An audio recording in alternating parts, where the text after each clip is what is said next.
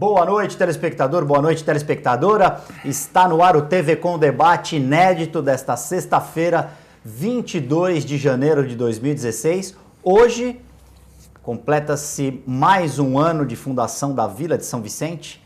A vila, depois vocês vão entender porque eu não estou falando cidade, a vila mais antiga do Brasil, completa hoje 484 anos. E, para falar um pouco da história que começou aqui na nossa região e que depois desse pequeno núcleo instalado em São Vicente, houve a fundação da Vila de Santos, do povoado de Santos, depois Vila, a gente vai entender como é que funcionou essa progressão ao longo da história e hoje somos cidade.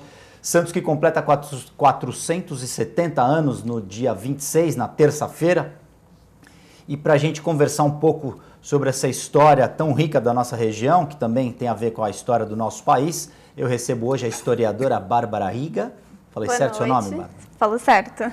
Obrigada. A Bárbara, que trabalha no Museu de Arte Sacra de Santos, veio gentilmente aqui emprestar um pouco do conhecimento dela para a gente contar um pouco para você dos detalhes da história da fundação da nossa cidade, também de São Vicente, que hoje faz aniversário. Não podemos falar de uma cidade sem falar da outra. E também hoje vamos ter a companhia de Miguel Escandon. Escandon, boa noite. Boa noite, Guto. Boa noite, Bárbara. Enfim, estou aqui tão feliz quanto a cidade está fazendo aniversário, não só São Vicente como Santos. Vamos aportar um pouco da nossa dedicação a esse carinho dessa cidade. Então eu já vou aproveitar e já vou abusar do conhecimento de vocês. Bárbara, para as crianças que estão vendo a gente agora, minhas sobrinhas devem estar vendo a gente, que estão na escola, estão naquela fase de aprender o começo da história do Brasil. Lá atrás a escola explicava e ensinava que o Brasil foi descoberto com uma calmaria e que 13 caravelas que iam para as Índias tiveram uma tempestade, por causa da calmaria acabaram descobrindo o Brasil.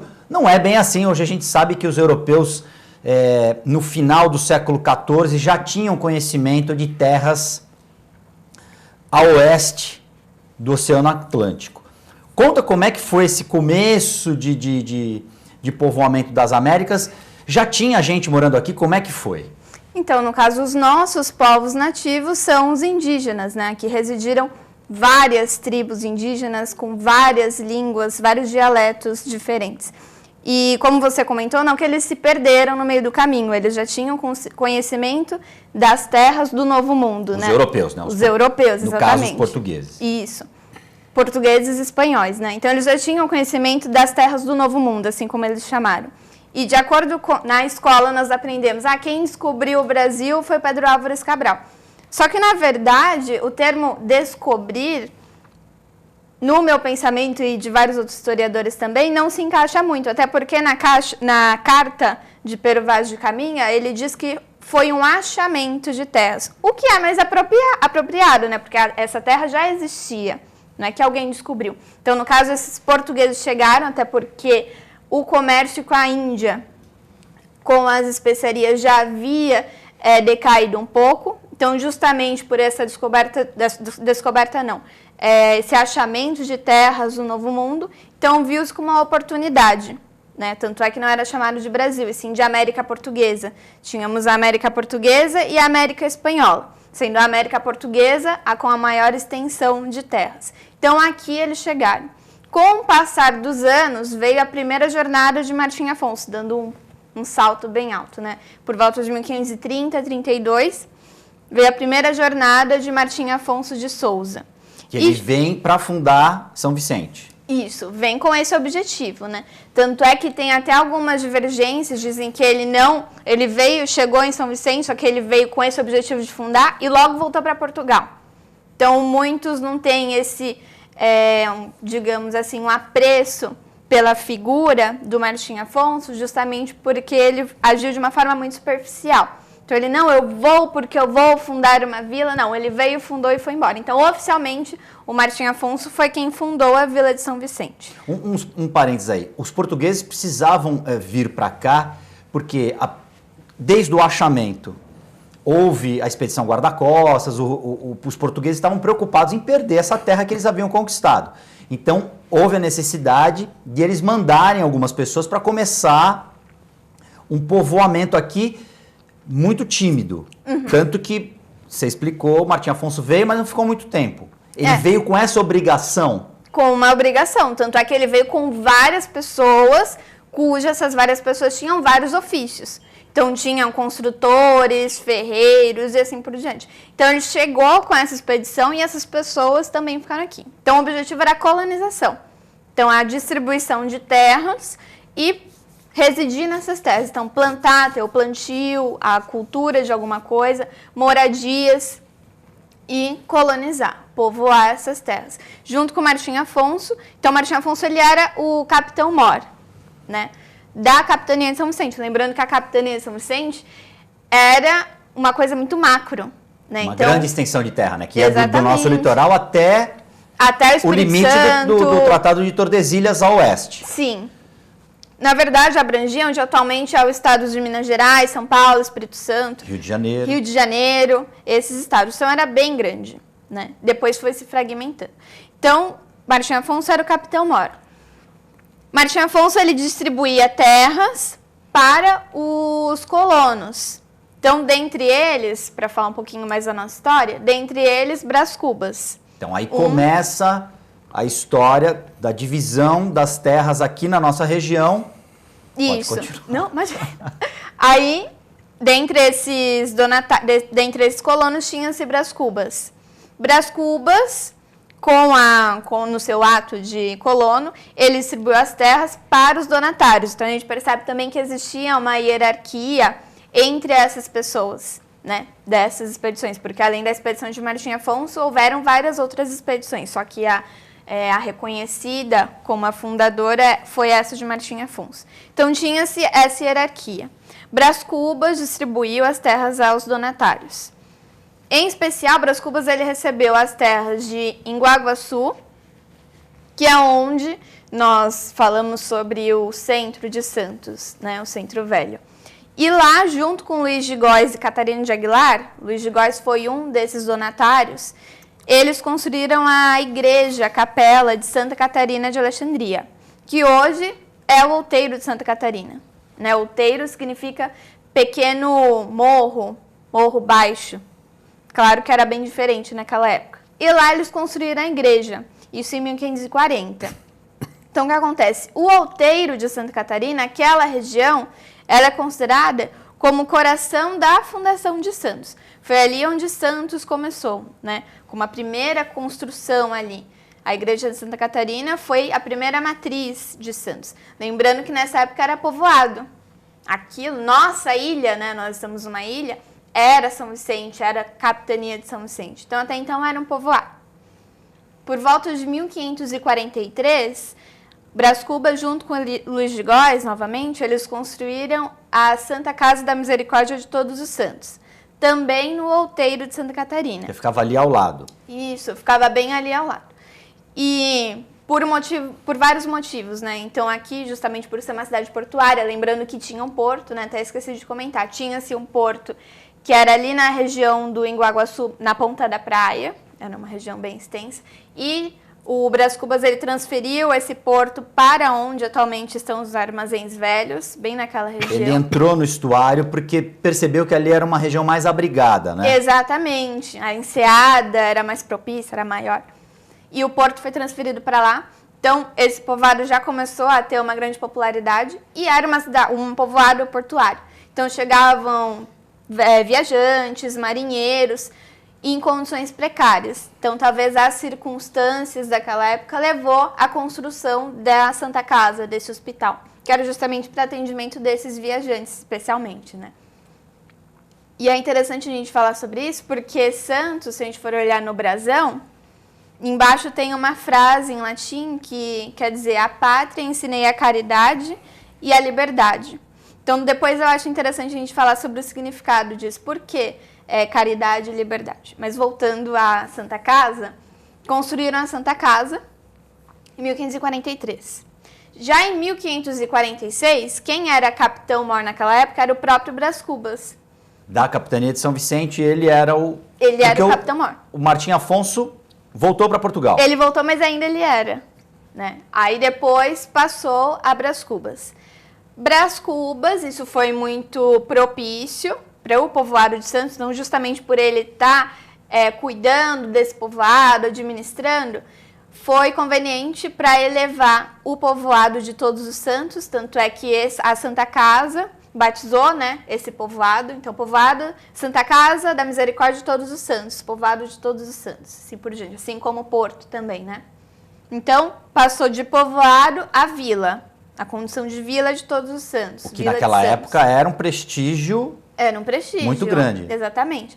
Isso em 1546. Mas não se sabe a data. Ó, foi no dia tal, no mês tal. Claro que existem especulações, mas não se sabe exatamente. 1546.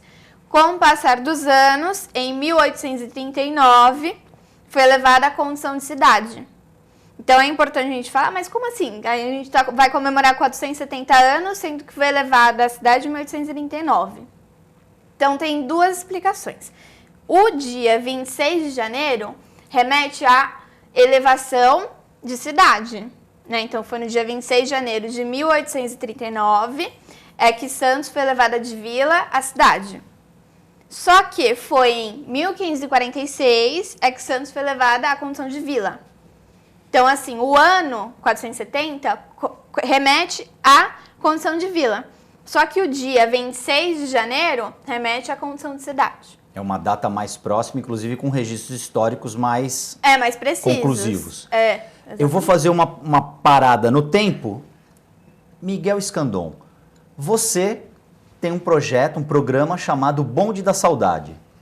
Na verdade... E aí eu queria que você explicasse o objetivo e o que faz o Bonde da Saudade, para a gente poder fazer um paralelo e ajudar a história a contar a sua história.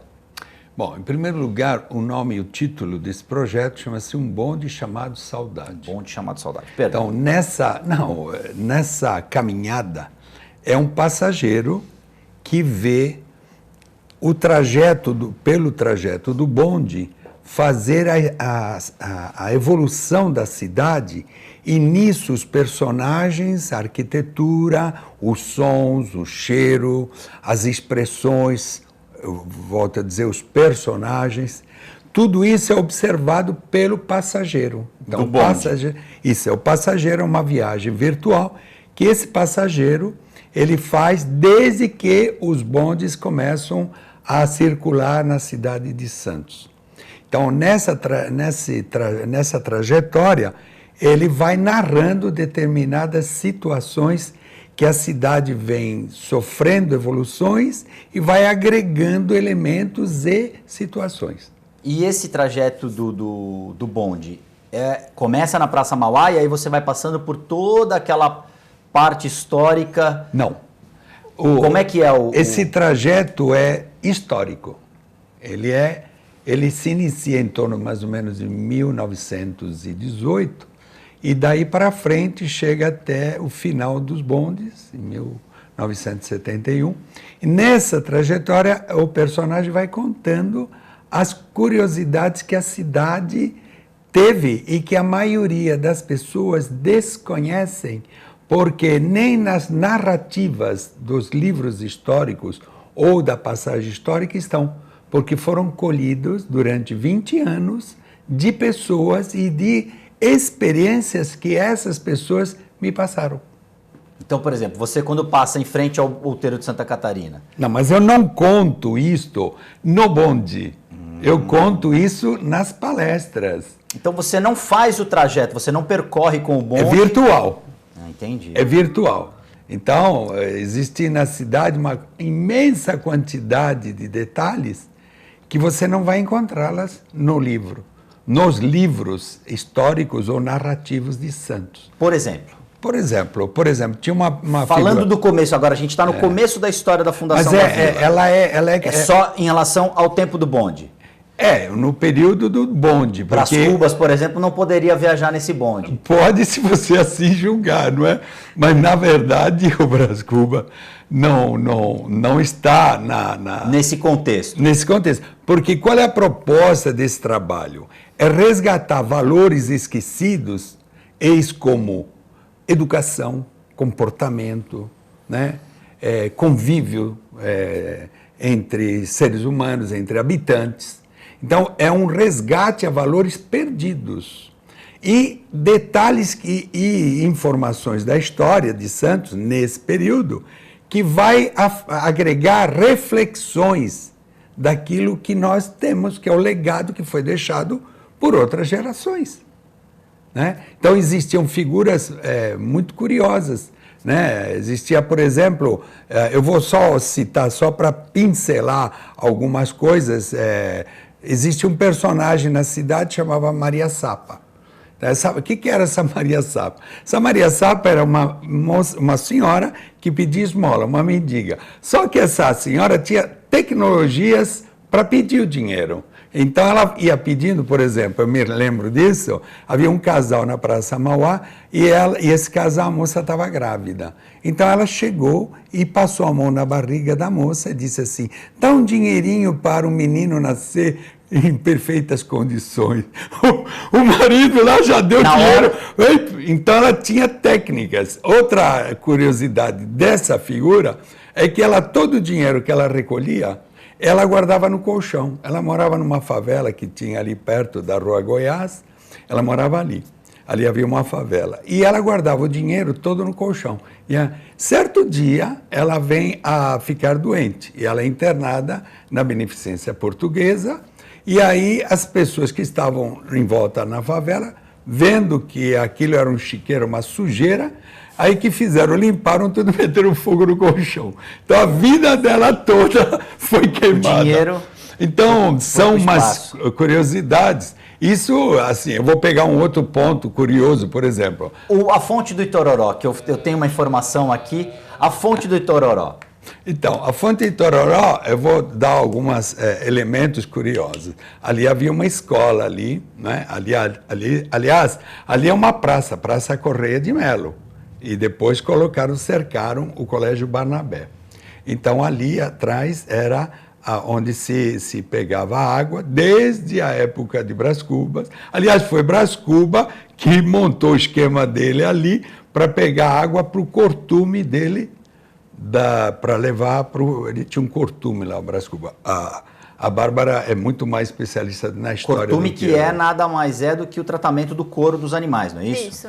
Então fiz a lição de casa. Então já bate, ela antes de começar o programa já tinha dito para mim que foi o Brás Cubas que monopolizou, digamos assim, aquela água. É isso. Não havia crise hídrica naquela época. Ali havia inclusive uma engarrafadora de águas Itororó, que curiosamente, se você olhar a fonte de Itororó, à esquerda, então antigamente não havia o Palácio da Polícia, ali era uma praça, tanto é que chamava-se Praça Correia de Melo. E atrás, onde hoje é o Palácio da Polícia, havia uma garrafa muito grande, muito imensa, que era indicador que ali era uma engarrafadora de água, né? E certa vez eu peguei o menino fazendo cocô lá dentro daquela garrafa. Da garrafa. Que beleza. Não, mas a curiosidade que ali naquela praça havia uma rádio chamada PRG5, que ela tinha ali um programa, teatrinho de brinquedo, né, da Dindinha Sinhá, que aos domingos, às 9 horas, a Oneida Macha deve estar relembrando tudo isso. Hoje estamos com um fã-clube aí, que está ali todo mundo para saber se eu estou sendo fiel àquilo. A história. Então, o PRG5 tinha esse programa às manhãs, que era muito famoso, era descobrir valores, e embaixo da PRG5, né, havia socorros mútuos da Sociedade Espanhola de Apoio. Foi perdido essas informações. Bom, mas de qualquer maneira, o meu comentário a respeito da Águas de Itororó é que muitos e muitos casais que eu tive convívio, que estavam em São Paulo, diziam que vinham aqui para beber água de Itororó, porque assim eles voltariam sempre. Então, muitos vinham fazer lua de mel aqui e pegavam bicicleta de namorado lá no José Menino. Sabia que existia bicicletas de namorados? Não. A bicicleta de namorado eram 2 bicicletas que eram com canos soldados e o casal vinha ao lado um do outro namorando na bicicleta. Mas quem era alugado. Quem dirigia? Não, o homem ou a mulher? Os dois? Porque então o guidão... já estavam o casamento ali. Ali já era harmonia. Vão pro mesmo lado e não se separasse a bicicleta. Aliás, ali do lado havia as cabines de banho, que se alugava calções de banho, que eram ridículos, porque eram tipo veludo. Na verdade, e quando entrava... Não, mas estou falando de homem. De homem. O homem também era coberto, a parte aqui frontal. Mas ele alugava calções de banho e quando entrava na água, quando voltava, como era meio de veludo, vinha tudo a água vinha atrás parecendo que estava carregado. Que havia defecado. Voltando à questão do Itororó, então, Bárbara, o Brás Cubas, ele descobre essa vertente de água, e por que batiza de Itororó? O significado da palavra Itororó qual é? Então, Itororó, que eu saiba, aquela região era conhecida como Itororó, que no caso é da língua tupi-guarani, né? E devido à fonte, dentre essas fontes tinha esse rio, a fonte Itororó, o rio Itororó, tinham outros rios também. Só que no caso, aquele rio Itororó seria a fonte, então fonte de água limpa. Fonte de água limpa, fonte de água pura. Então, Itororó significa, numa tradução... Isso, próximo a isso. Fonte de água limpa, fonte de água pura. Então, a fonte do Itororó que existe ali é a fonte do Itororó da música. Aquela é. Eu tenho... Existe uma grande dúvida na cidade. Eu tenho a certeza que quero defender. Há historiadores que dizem que é, e há historiadores dizendo que não é. Então, a Bárbara está dizendo que é. Ela tem um sedimento de histórico muito maior, mas o que eu tenho de informações sobre Itororó é que tem uma confusão de interesses junto à Bahia, que quer reivindicar isto como sendo dela o nome, que lá não é fonte, né? Não sei se a Bárbara pode até completar, mas nem me atrevo a entrar nesse universo. Mas, de qualquer maneira, a essência dessa água era fazer com que as pessoas aqui voltassem, né? Então, isso é um folclore de extrema importância para a cidade e mais de extrema importância para a história, né? Porque Santos na verdade, é o berço da cultura, enfim, havia... E há essa polêmica. Aliás, São Paulo e Bahia têm 2 polêmicas, né? Que Porto Seguro foi o local onde os portugueses chegaram pela primeira vez. São Vicente é a primeira vila, mas se você vai a Porto Seguro, eles dizem que lá, Porto Seguro é a primeira vila do Brasil. A polêmica pode ser, mas o fato é que nós temos um conteúdo. Fato histórico, Bárbara. Quem está falando a verdade, Bahia ou São Paulo? Então, Porto Seguro é a primeira cidade. São Vicente, primeira vila. Então, é um pouco diferente. Ambas são primeiras em alguma coisa, só que Porto Seguro é a primeira cidade e São Vicente é a primeira vila. Porto Seguro ou Salvador? Primeira Porto cidade. Seguro. Porto Seguro. Porto Seguro. Então, não tem o que brigar. Uma é vila, outra é cidade. Agora, o primeiro núcleo urbano do Brasil é São Vicente. Sim. Isso como que Com o registro histórico, exatamente. Né? Porque tudo pode acontecer. Os registros históricos portugueses dão conta de que foi São Vicente. Sim. E por que essa região o Martim Afonso escolheu, ou ele parou em vários lugares, analisou... porque naquela época se analisava muita coisa, a questão do abrigo para os navios, se a gente vai construir algum núcleo urbano aqui, saber se é protegido, se não é, tinha a questão dos indígenas, né, que eram os donos da terra. Foi já uma região pensada e planejada? Ele veio para cá já sabendo que era aqui ou não? Então, na verdade, tinha já um degradado aqui na Vila de São Vicente. Então, o Martim Afonso ele chegou com o objetivo de se fixar e de fundar a Vila de São Vicente. Só que, no caso, este degredado, ele era quem que coordenava o povoado, até então não era a vila, né? O povoado. Martim Afonso chegou e esse degredado, ele novamente foi transferido para outro lugar. Foi degradado para outro lugar. Pela segunda vez, E ele fundou a Vila de São Vicente. Então, ele já veio, como nós comentamos no início, ele já veio com esse objetivo de fundar a Vila de São Vicente. E essa região? Porque, teoricamente, vou falar como leigo agora, até por uma questão de tecnologia na época, o ideal é que esse primeiro núcleo fosse no Nordeste, num tempo menor de viagem até a Europa. Essa região mais ao sul, eles já tinham conhecimento que tinha o Rio da Prata, que já tinha alguma situação que eles poderiam também avançar para as terras espanholas, castelhanas na época? Sim. Então, era conveniente por vários aspectos, porque assim, como os portugueses já tinham iniciado um contato com os povos indígenas dessa região, então o grande embate era exatamente com os povos indígenas. Então, como é que eu vou explorar essa terra, os frutos dessa terra, então os rios, as plantações, as árvores do pau-brasil, sendo que eu não tenho uma relação, né? Não tenho uma diplomacia com esses povos. Então, no caso, os portugueses eles já haviam se fixado aqui, alguns já haviam se fixado e já tinha essa relação com os indígenas. Então, era muito complicado você chegar em um lugar que você não tinha nenhum conhecimento por segundos, então, né, por pessoas que já haviam estado lá. Então, era conveniente eles virem para cá, porque já tinham contato com os povos indígenas, eles já tinham meio que um povoado formado e já havia se iniciado a exploração. Já existia um porto, né? Então, quando o Martim Afonso chegou, já se tinha o porto onde é a Ponta da Praia, que era um porto especialmente para tráfico de escravos, principalmente. Então, já tinha uma infraestrutura básica aqui nessa região. Perfeito. TV Com Debate faz um rápido intervalo, nós daqui a pouco estamos de volta.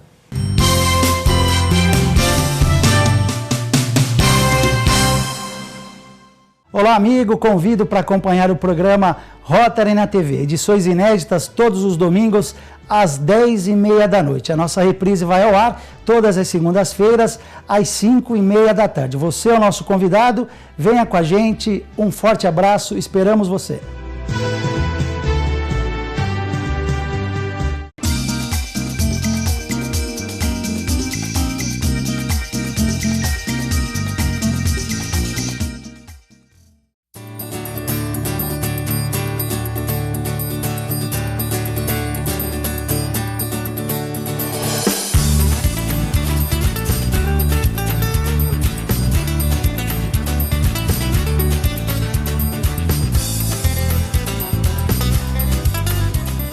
Alô, galera! De segunda a sexta-feira, à 1h da tarde, aqui na TV Com, você confere o TV Com Esporte. Tudo sobre o esporte amador da Baixada Santista.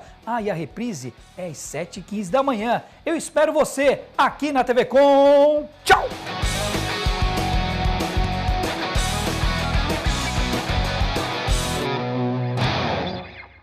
Há 15 anos, a Casa Hope amplia a esperança de crianças e adolescentes com câncer e transplantados. Esperança de construir uma família. Esperança de ter a vida que todo mundo merece. Esperança de fazer parte do mercado de trabalho. Para que essa esperança cresça ainda mais, contamos com a sua ajuda. Ajude-nos a construir um novo núcleo de atendimento exclusivo para os adolescentes da Casa Hope. Ampliar a esperança desses jovens está em suas mãos.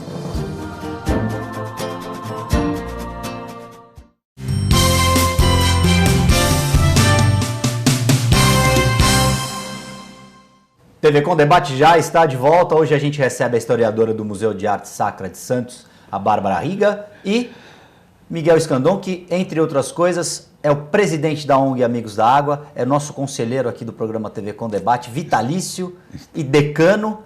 E amigo íntimo dos amigos. E também tem o projeto chamado Bonde Chamado... Um bonde chamado Saudade. Um bonde chamado Saudade. Isso. Que trata exclusivamente do em que os bondes circulavam na cidade. Circularam, né? Qual foi o primeiro bonde a circular em Santos? Qual o ano de circulação? É um bonde puxado a burro? Não, depende se é bonde elétrico e se é bonde puxado a burro, né? Mas a proposta nossa não é histórica, é narrativa de elementos. É lúdico. Por exemplo, é lúdico, principalmente lúdico.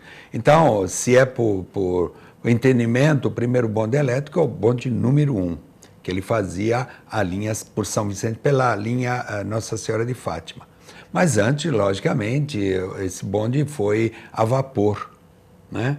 Este bonde foi precursor do bonde elétrico, foi o bonde a vapor. Aliás, foi o primeiro bonde a vapor no Brasil, bonde a vapor. Depois foi substituído pelo bonde elétrico na linha 1. Da companhia City. E City Improvement Company, que na verdade a maioria das pessoas atribuem a ingleses. E quando o bonde não era de ingleses, eram de canadenses. Não eram ingleses. Denominou-se ingleses porque eles falavam inglês, o canadense falava inglês. Mas é que o canadense tem uma parte que fala francês, Guto. Mas naquela época faziam parte do Império Britânico, né? Sim, exatamente.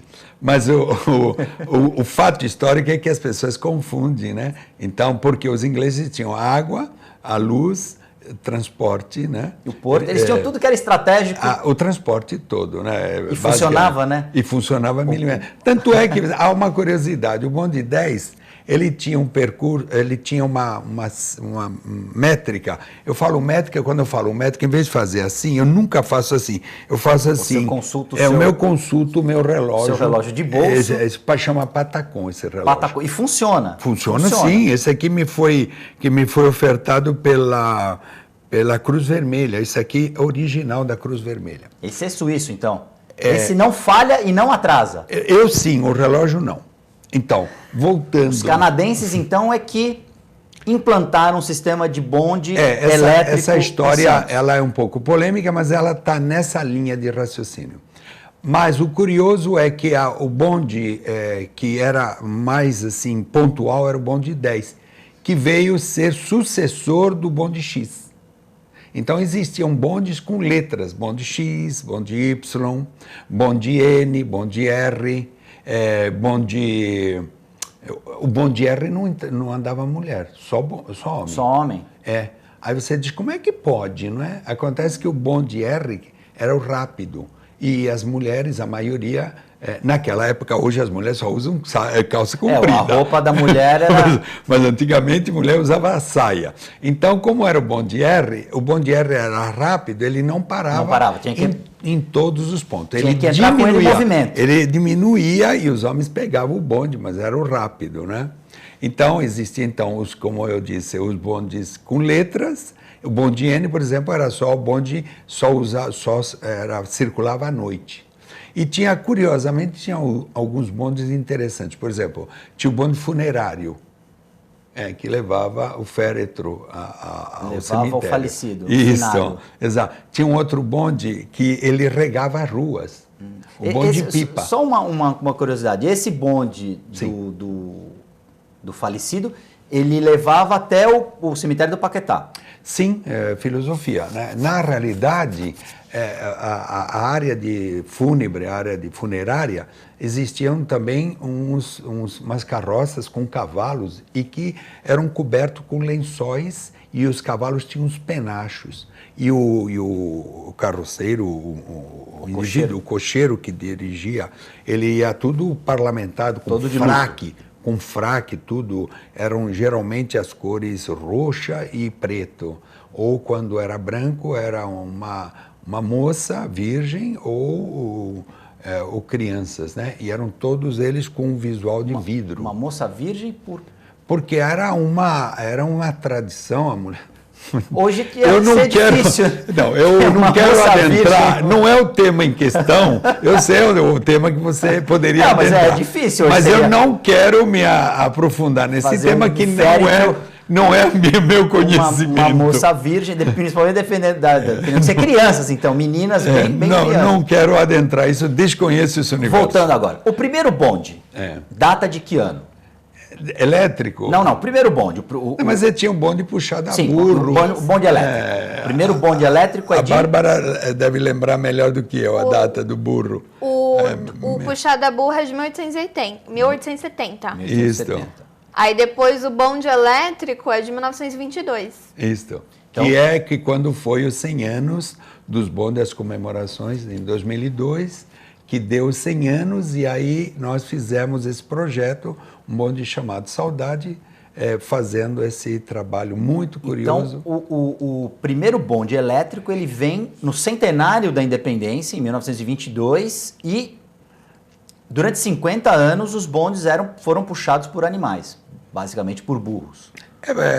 Porque na realidade fica um negócio meio tênue. Havia outros meios de transporte, que eram barcas nos canais, né? Então, mas o bonde puxado a burro era limitado com algumas linhas, né? O bonde nem chegava lá no Gonzaga, depois chegou no Gonzaga. Até porque aquela parte da cidade, né, a parte das praias, ainda não era tão explorada e habitada, né? Não havia. Inclusive, a água era só para banhos medicinais. Não se frequentava a praia, né? Não se tinha esse havia costume, essa, né? Não havia essa. Mas as curiosidades... Pô, Existia um bonde só para mulher ou não? Não existia para mulher. Existia um bonde, olha só que você me fez lembrar, existia um bonde da noiva. Ele era todo branco, cheio de guirlanda, e eu me lembro isto, eu vi na porta da Igreja Coração de Maria, o motorneiro todo parlamentado e todo cheio de guirlanda. A Coração de Maria, ali na Ana Costa. Na Ana Costa, exatamente. Então existia a possibilidade da noiva ir até a igreja de bonde. Só os mais abastados. Sim, que só os ricos. Para poder fazer isso. Mas era muito interessante porque era todo um contexto. O bonde fazia parte de tudo. Né? O bonde, por exemplo, tinha um bonde que esperava o futebol, o Santos Futebol Clube, nos jogos do Santos, esperavam para que quando acabasse o jogo, os bondes ficavam todos ali perfilados, esperando acabar o jogo para levar todos os torcedores para os seus bairros.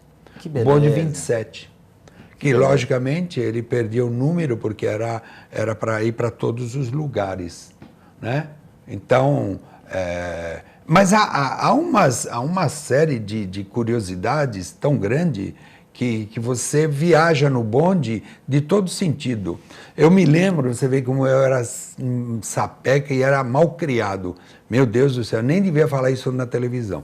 Mas eu botava um espelho colado no sapato para ver a calcinha das meninas debaixo da saia.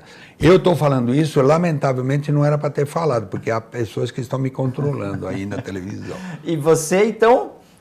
Não via nada porque era tudo escuro. Era essa a sua dúvida? Tinha muita roupa, né? Não sei, só que era escuro, eu não tinha essa informação.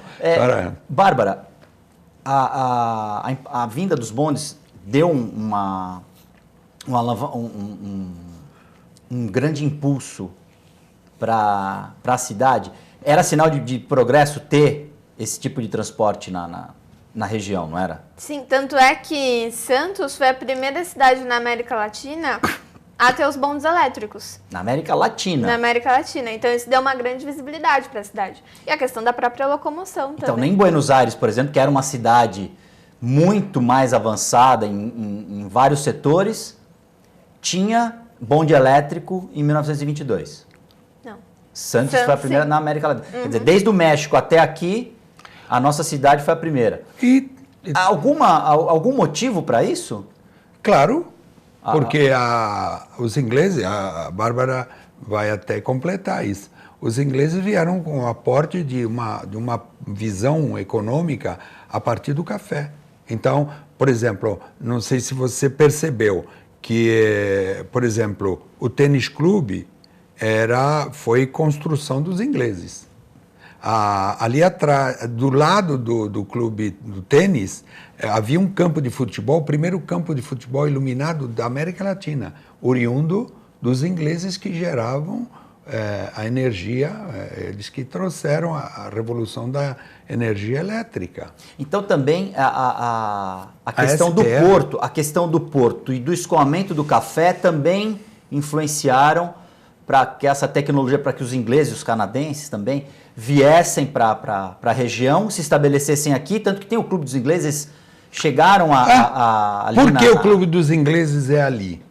Porque ali era o ponto final do bonde 3, que vinha o pessoal da SPR, São Paulo Railway, que vinham verdadeiros barões e pessoal de alto poder aquisitivo, e existia um bonde, o bonde número 3, conforme eu estou relatando, era um bonde todo ele com tipo Vime, era um bonde todo ele... É um bonde luxuoso. Era bonde branco, inclusive. Esse bonde, ele tinha o trajeto da SPR, São Paulo Railway. Que era ali na estação do Valongo, do lado da igreja. Isso, ele vinha pela Ana Costa, ele entrava na praia e fazia ali na Santa Catarina, ali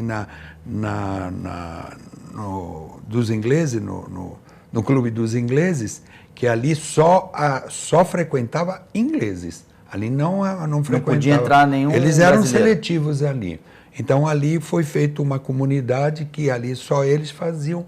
E por isso que ali tem o circuito, que ali, não sei se é do teu saber, ali dava volta. Depois a SPR, que virou Santos Jundiaí. O volume de interesses via Ferrovia São Paulo Railway, ele trouxe tanto interesse. Eu me recordo que havia esses elementos que carregam, carregadores de mala, no Valongo, um maleteiro com aqueles carrinhos, e tudo levando isso no bonde. Aliás, havia um bonde que só levava, havia um bonde de carga que levava todas as cervejas, que às vezes vinha lá de cima de São Paulo, e levava até ali a Fundação Helena Zerner, ali onde antigamente era a Antártica, ali na Vila Matias, não sei se é do... Onde é uma faculdade. Que hoje é a Unip. Isso, em ali frente era ao Teatro Municipal. Ali era a fábrica de refrigerantes, então vinha de lá, e dali era distribuído por bonde. Era um bonde com reboque, enfim, muito... Outra coisa interessante, só para completar, que me veio, eu estudei no Escolástica Rosa. E poucas pessoas sabem disso, e vou colocar isso à discussão. No Escolástica Rosa entrava bonde lá dentro. Entrava bonde? Eu estudei lá. Então, não tinha essa informação. Sem querer, descobri isso, porque eu fiz vários cursos técnicos no Escolástica Rosa. E o bonde entrava... Por que o bonde entrava lá no Escolástica Rosa? Porque ele vinha com madeira, reboque com toras de madeira. Então ali havia a marcenaria. E esses toras entravam dentro, o bonde entrava de reboque dentro, do lado, você olhando o Escolástica Rosa, do lado direito, ele entrava lá dentro nas oficinas e deixava as toras, e ali eram feitos móveis. Inclusive havia uma empresa, Mobilarte, que recentemente fechou. Muitos móveis eram feitos no Escolástica Rosa ou com mão de obra recrutada do Escolástica Rosa. Bárbara, aproveitando esse gancho dos bondes, da questão da influência inglesa, o porto foi construído a partir de um projeto dos ingleses. Sim, principalmente os Guinle, né, os irmãos Guinle. E isso começou em 1890, 80, e a administração deles foi até 1980. Tiveram 100 anos, Isso, 100 anos de concessão do porto. Nessa época o porto funcionava, né? Melhor do que agora. Tinha...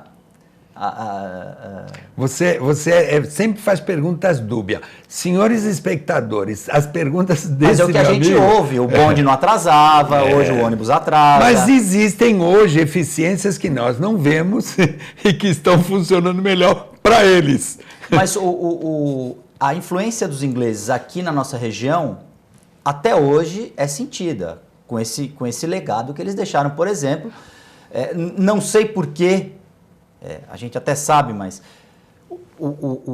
se deixou esse transporte, que era o bonde, que funciona em grande parte do mundo, lógico que aproveitando a evolução da tecnologia, o bonde funciona em várias capitais da Europa até hoje. Porque o bonde é ecologicamente correto, o bonde tem uma enorme quantidade de elementos positivos.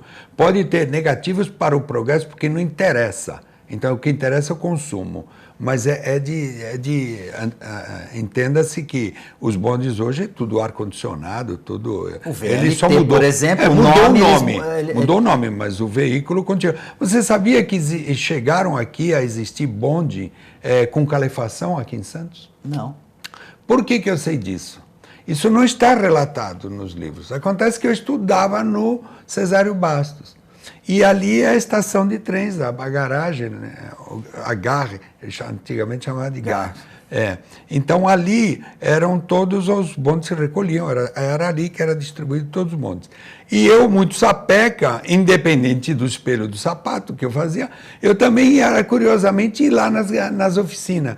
E para se ter uma manutenção, existe umas partes, um rebaixo que você desce e você vê o bonde por baixo. E eu cheguei a entrar e vi o bonde com uma série de resistências e eu não havia entendido por que aquilo. Logicamente, depois de estudar e tudo, eu comecei a cruzar e descobri que houveram bondes até com calefação no bonde, coisa que não era para o nosso clima, né? Não era curioso, não era... Outro ponto, eu estou querendo passar rapidamente, porque o tempo é pouco e o conteúdo é muito grande. Até hoje, aquele que tiver a oportunidade de entrar na Beneficência Portuguesa, no primeiro andar, há um busto do Mr. Brown. Mr. Brown, ele... Mr. Brown? Mr. Brown, bom, marrom, né? Senhor marrom. Então ele era uma pessoa, eu convivi inclusive há algum tempo que eu trabalhava numa oficina de ourives e eu convivi com ele porque ele gostava muito de habilidades manuais. Do you know Mr. Brown? Yes, I know.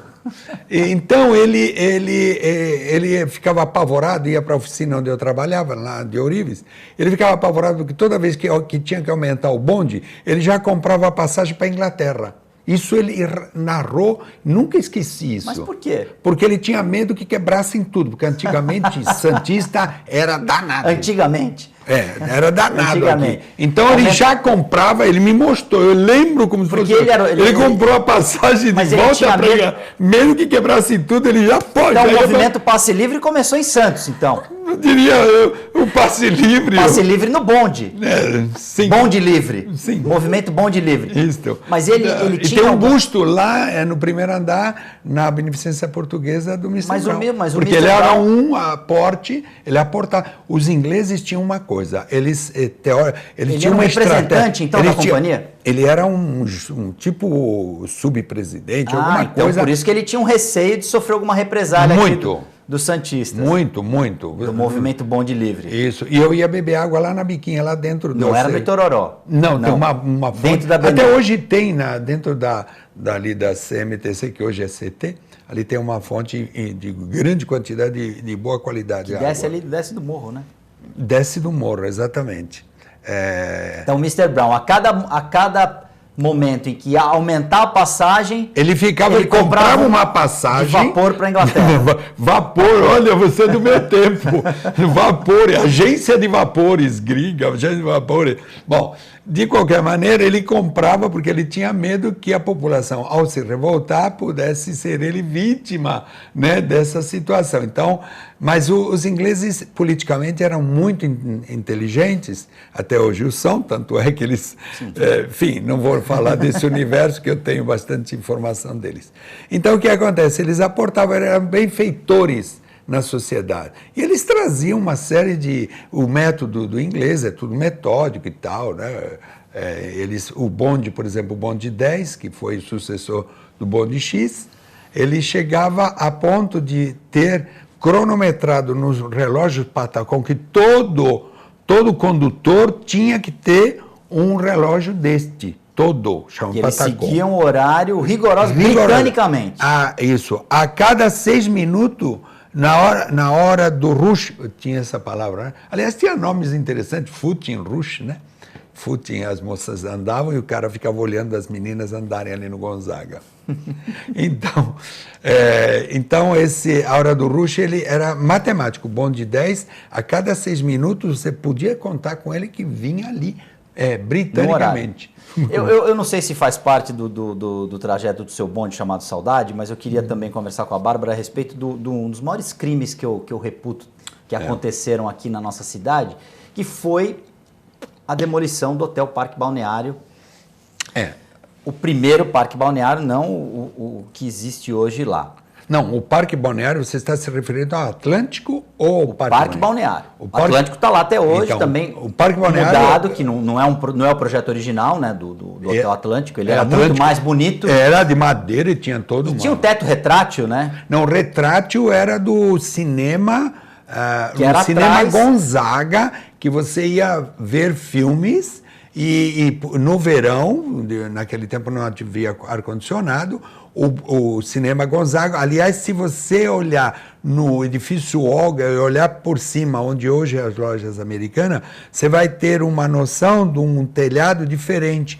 Ele entra em anéis e recolhiam e você via os cinemas de verão vendo as estrelas. É só o Cinema Gonzaga. E mais arejado. Quem for ao Extra, ao hipermercado Extra, existem algumas fotos. Apesar que você tem ali uma visão que não é...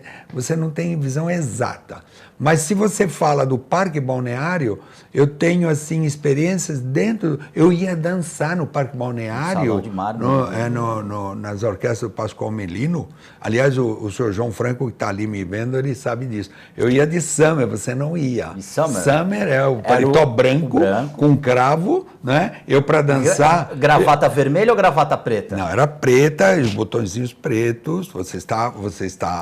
Não, mas existe não me provoque. Vermelha. Não me provoque. Eu para dançar com as damas, antigamente era dama que a gente... Antigamente era dama. Isso, a gente fazia todo aquele olhar e via a moça... às vezes eu levava tábua, tanto é que eu fiz um barraco das tábuas que eu levei. Tábua é quando a pessoa, o homem recusava. quando a mulher recusa a dança do cavaleiro. Mas eu, para dançar, eu pegava e botava um lenço para não passar o suor para a mão da dama. Isso. E isso é para o senhor João Franco. Eu ia no baile o baile ali na Humanitária, e à meia-noite era o baile do tango. A dança do tango. À meia-noite apagava-se as luzes. Você ia lá bailar um tango na Humanitária? Sim, senhor. Apagava-se as luzes. Bárbara, o Parque Balneário foi construído em que ano? Parque Balneário do século... O hotel? É do século, bem do início do século XX. Início do século XX? Uhum. Também por conta da evolução do café? E do jogo, né? Que era um hotel cassino. Era um mármore de Carrara, os lustres belgas, espelhos Bizoté. O Bizoté, você sabe, todo ele trabalhado, era tudo da Bélgica. Lá tinha um salão cristal lá dentro, que era aquilo era um verdadeiro tesouro. Palácio. Não, nem o Copacabana chegava aos pés. Dizem que era muito melhor que o Copacabana Palace. Eu tenho até o cartão original. Você conheceu os dois? Você chegou a entrar nos dois? Sim, entrei. No Copacabana Palace e no Parque Balneário Hotel. Sempre o maior em território. Não, em tamanho. O Copacabana Palace é muito maior. Mas em requinte, porque entenda que Santos aportava muitos imigrantes de alto poder, que vinham de dinheiro de grande, eram duquesas, princesas, que vinham da Hungria, da Polônia, tudo migrantes fugindo de situações, e eles traziam os tesouros todo para cá. E Santos teve aqui um desbunde econômico gigante. Santos tinha mais livrarias do que o Rio de Janeiro. Rui Barbosa vinha se nutrir aqui. E não era nem capital, Santos não era nem capital, né? Mas era uma cidade importante, mas que não tinha... Há uma passagem do Rui Barbosa muito interessante, em Santos, na Praça Mauá. Ele ia muito na livraria a Paris, ali na Rua 15 de Novembro com a Rua Frei Gaspar. E do lado tinha uma sapataria chamada Clark. E ele era míope, o Rui Barbosa. Quando ele foi até a Praça Mauá, que ele estava esperando o bonde, ele não enxergava, porque ela era míope. Aí ele olhou assim, a pessoa do lado, um senhor, falou assim, o senhor sabe o número desse bonde qual é? Porque ele não sabia, era analfabeto. Aí a pessoa que perguntou para o Rui Barbosa. O Rui Barbosa não enxergava e falou assim, eu não sei. Aí esse senhor falou, o senhor também é analfabeto? Logo para quem? O Rui Barbosa. Eu ouso dizer que o Parque Balneário é maior que o Copacabana Palace, senhor Miguel Escandon. Não vou retrucar a você, não vou contrapor o que você disse.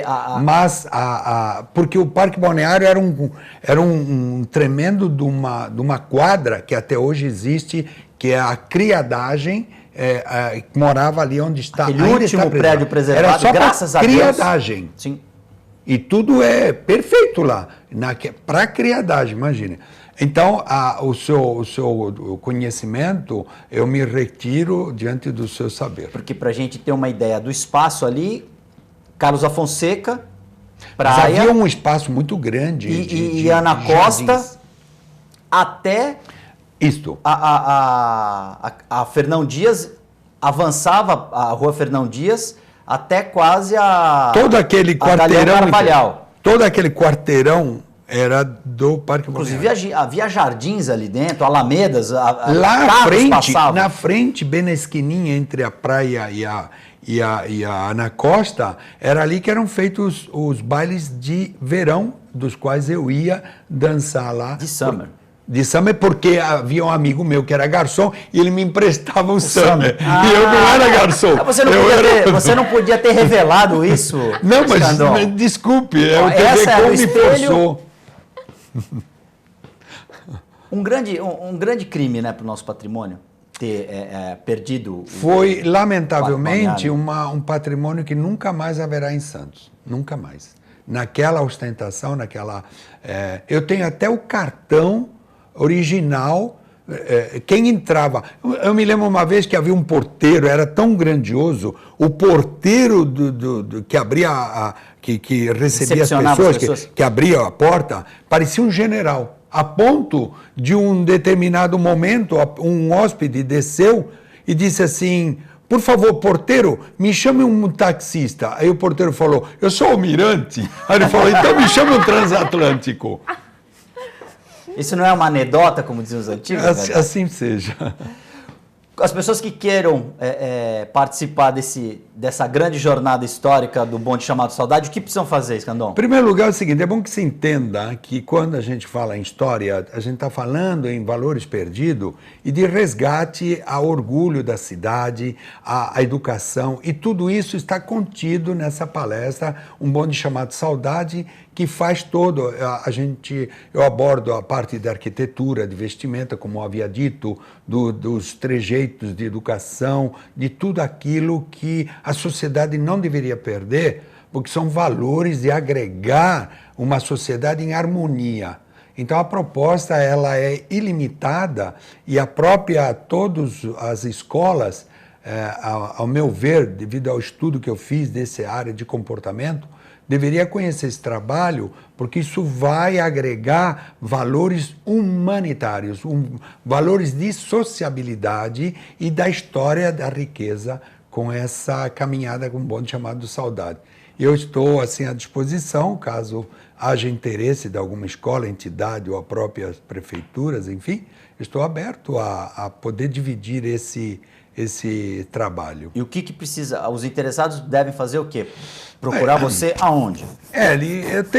Eu tenho lá um e-mail, que é o e-mail da entidade, que é aguaescandon@gmail.com. Então, aguaescandon com escandon@gmail.com. Então, ali, se alguém tiver interesse, por ali nós podemos nos comunicar e tentar mostrar para essa cidade, para as pessoas, riquezas assim, incomensuráveis que é de valores humanitários, de valores de sociabilidade. Muito obrigado, Miguel Escandon. Bárbara Riga, muito obrigado por dividir com a gente seus conhecimentos. Você voltará mais vezes, com certeza. Muito obrigada pela oportunidade. Eu gostaria de parabenizar o projeto do Sescondom, porque eu não conhecia. E é muito importante mesmo esse resgate cultural, histórico, com as próprias memórias, né, das pessoas, aqueles que participaram da nossa história. Eu queria agradecer a Deus que deu esse belo exemplar humanitário muito bonito, humano. Já me disse Rodolfo Bonafim, para a gente encerrar, vai da praia nesse final de semana, já vi lá na internet, Rodolfo Bonafim já tranquilizou as pessoas, feriado prolongado deve ser de sol aqui na nossa região. Parabéns a São Vicente, parabéns a Santos na terça-feira, TV Com Debate dessa sexta-feira fica por aqui, nós voltamos na segunda-feira, ao vivo, pela TV Com.